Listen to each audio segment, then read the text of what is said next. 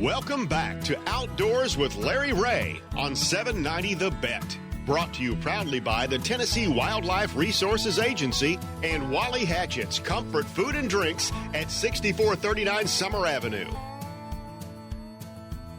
Hey, welcome back to Outdoors with Larry Ray as we close out this fifth Saturday show on this July 30th. Of course, Gene Smith is in studio. Been interesting, Gene. Yes, it has. The fastest. We've gone from one thing to another. Fastest 90 minutes in in outdoor radio programming. I've been doing this 21 years. And when I saw this recent news announcement from my good friend Keith Stevens with the Arkansas Game and Fish and saw that the new commissioner was from the area code 870, so I knew that was somewhere in the Pine Bluff area. And I know that when I heard the name Bill Jones, I automatically realized this is part of the Jones family from Sissy's Log Cabin.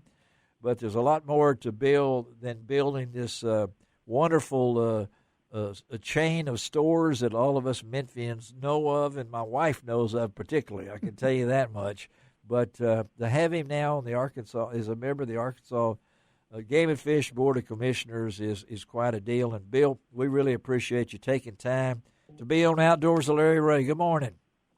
Well, I sure do appreciate it. Good morning to you too. We're thrilled about it, and like you said, most people know me from the commercials and the diamonds and all that, but that's that's part of what I am. But what I really am is a lover of Arkansas. My family's been in Arkansas on my mother's side in the Watson, Gillette area since 1794. My goodness! And but you have grown up a waterfowl hunter, all types of hunter.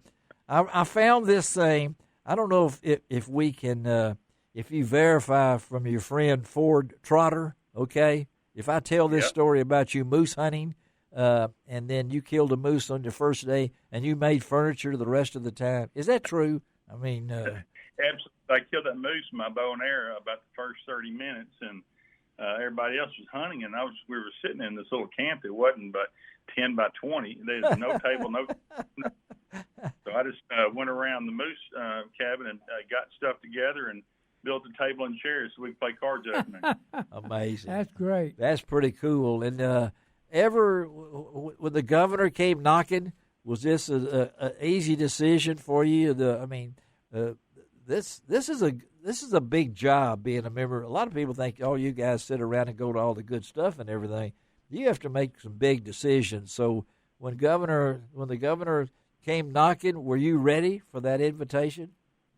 I probably came knocking on his door first. You have to you have to send an invitation and tell him that you're interested in it, and then have multiple meetings with him. And it was a lot of soul searching because people don't realize it's a great appointment. It's a wonderful honor, but I'm gonna tell you, 7 years is a long time. It's a long time. Yes, that's longer than ours run, okay? Well, ours want to know. No, they don't want that. We're in the 3-year terms here, if I'm not mistaken, 3 or 4. But to do this, and of course following Benny. I mean, Benny had been there, and Westfall had so you got some big shoes to fill. But the outdoors, I can tell. I've read so much, Bill, about the roots there in Pine Bluff with your mama and your dad and your sister, and now your kids are involved in this the business. But at the same time, I can tell that outdoors is part of your passion too, right? That's really all my passion. I've got grandkids now too, and grew up hunting, fishing my entire life, bow hunted. I think I killed my first limited ducks when I was 6 years old. My family's from Gillette, so yes, right, yeah. All my entire life. I went to DeWitt High School for about a year and a half, and I told the story when I was about 15, coming home after school at DeWitt Dragon, and I had my dog and walked out to one of our rice fields and got it. I bet there's 25,000 ducks in that field. Whoa, wow. and you only killed 2. You only killed 2. Okay, that's why we don't have any ducks now. Okay, you were killing them 2 at a time. So no, I didn't feel like I wanted to work my dog, but it's the only time I've seen the sky get blackened with ducks. Really? Mm. Well, I've seen it once myself, and I've been hunting over 50 years, and I've never seen a duck hunter that wasn't optimistic about the next year. We'll ask you that in a minute. you've had a lot of things happen in your lifetime, Bill, and to be a member of the commission. But I don't know if anybody's got more stories to tell than you. And one of the things that really stuck out when I read some things about you is when you took your son William. Y'all wanted to do something bonding together. Can you tell our listeners a little bit about that story of Alaska and spending time with you and your son for an extended period of time? Well, my dad lived in Africa when I was 18, 19, and 20. So when those 3 summers, I got to go, and I had all kinds of stories, line attacks, often stuff, all this stuff. And my son, when he was graduated from high school, he goes, "Dad, I want some stories like you had." I said, "Well, son, if you're going to have stories like that, you're going to have to, put yourself in a situation." So I looked up what we could do in Alaska, and you found a company. You found a guide service. Yeah. Okay. They do unguided hunts, is what they do. We for got 10 days. For 10 days, unguided hunts. Okay. And all they do is you would show up with your gear, and they would have, not refrigerator, but ice chest with your food and stuff like that. Right. Your cot and your. We got in the plane at Kotzebue, and they flew us over the Brooks Mountain Range. I bet they didn't miss the mountain range by 10 feet. In a Piper Cub plane. Okay, you and your son getting ready to start bonding. Okay, they dropped you off. He landed beside this stream, and the boulders were 3 feet in diameter. I couldn't believe he could land in such a rough place. But the guy stopped, and we're bow hunting, and he never turned the plane off, and he said, "All right, get out." And he goes, "I'll pick you up here 10 days from now, and the weather's bad, it'll be longer." He turned around and left, and you talk about something of lonely. So we were caribou hunting, and we ended up both killing the caribou. And you talk about bonding experience. That's why I found it, because when there's no guide, there's no nothing. You have to cook clean. We fished out of the river. Yeah. Basically had no food, killed the caribou, ate it. You talk about bonding with your son. I mean, you had to protect each other, even going to the restroom, because there's so many grizzlies up in that area. And to think, and all people see you now dressed up, looking nice on the TV ads, and think that guy was never in Alaska. I mean, you fooled the public, okay, Bill? I think we're letting the cat out of the bag here. I probably. I left. What?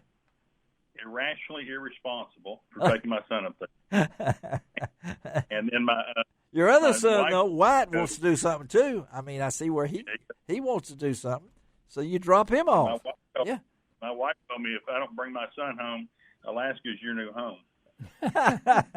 Again, we're talking Bill Jones. He's a new member of the Arkansas Game and Fish Commission Board of Directors, and of course, you folks know him from his family with Sissy's Log Cabin, but he's got so much more involved in that. Loves the outdoors, as you can tell, and is Keith. When I asked Keith Stevens, you think I'd get Bill on the show with me? All I got back was a telephone number. In other words, call him, which I did, and he accepted being on Outdoors with Larry Ray. So what do you hope now as a member for 7 years?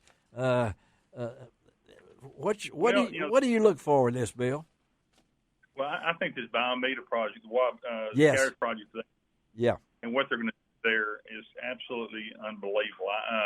I saw the survey. I saw what they had done with the classification of trees and what's happening with the water and the red oaks and the willow oaks and the overcup, and it's just absolutely brilliant what they've come up with, because that 30,000 acres has not really been managed over the last 40, 50 years. No. And it's getting taken over with overcup and stuff that's not good for ducks. And their plan, what they're going to do is going to absolutely change that over the next 20 years.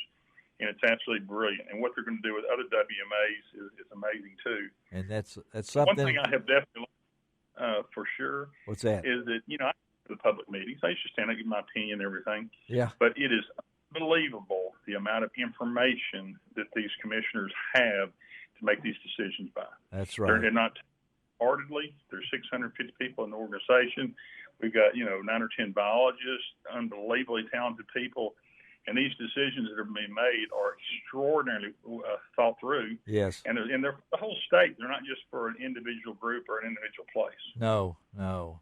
And I know it's the same with our group, the Tennessee Wildlife Resources Agency and their Fish and Wildlife Commission, which we is part of Outdoors with Larry Ray and has been for many years. And me growing up in Arkansas and reading Joe Mosby and all the people before him, Aubrey Watson and all the great people at the Game and Fish Commission, and know whether it's Keith Sutton and all these guys and Keith Stevens going on now.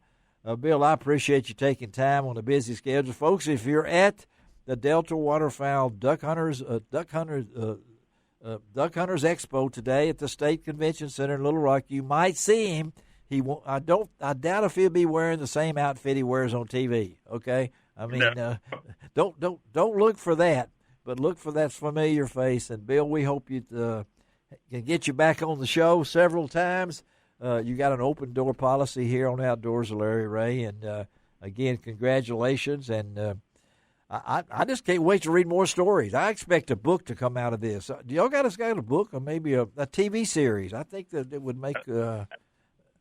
We need to write a book on Sissy. She's the famous one. That's the one. She definitely is. Thank you, Bill. Have a great day. We'll stay in touch. Okay, buddy. All right.